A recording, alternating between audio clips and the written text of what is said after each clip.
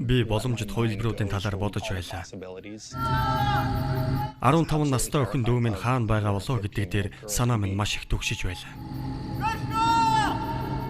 Миний хамгийн бага дүү алга болсон байв. Тэр өглөө эрт эцэг эхийн минь гэрээс алга болсон байлаа. Яг яаж гэдгийг бид одоо хүртэл мэддэггүй юм. Магадгүй бид хэзээ ч мэдэж чадахгүй байх.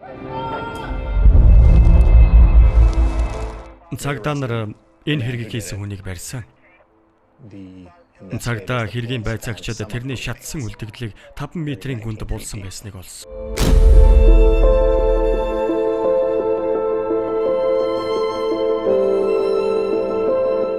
Энэ явдал нь болж өнгөрсөн зүйлийн гарцаагүй хамгийн хэцүү нь байв.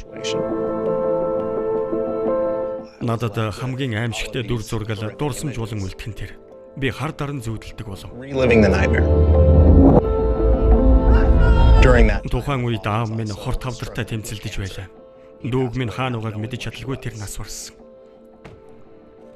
Хэдэн жилийн дараа ээж минь бас өөд болов.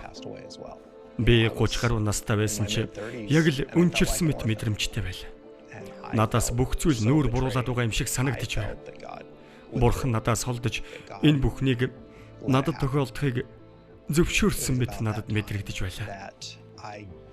Ингээд би мансууруулах бодисын хэрэглээг хянаж чадхаа болоод бууж өгөхийн даван дээр ирсэн. Хитрхи их хэрэгэлсэн. Илүү дээр тусламж авах цаг нь болсон байв.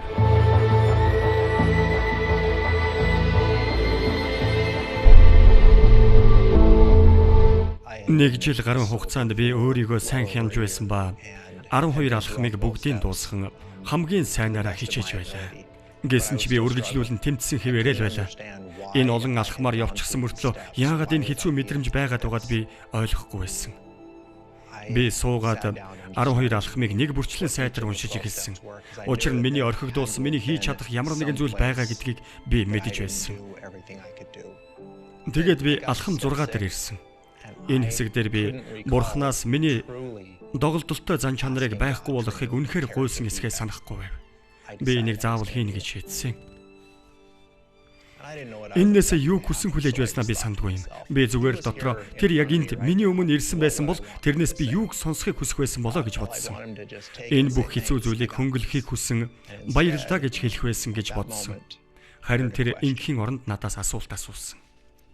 Асуулт нь надаар чи ачаага хөнгөлүүлмээр байна.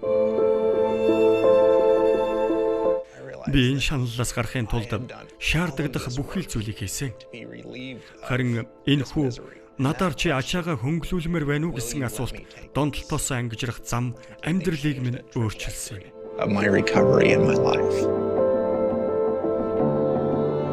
Миний нэг сайн найз надад нэгэн Африкийн зүүрэг хэлж байсан.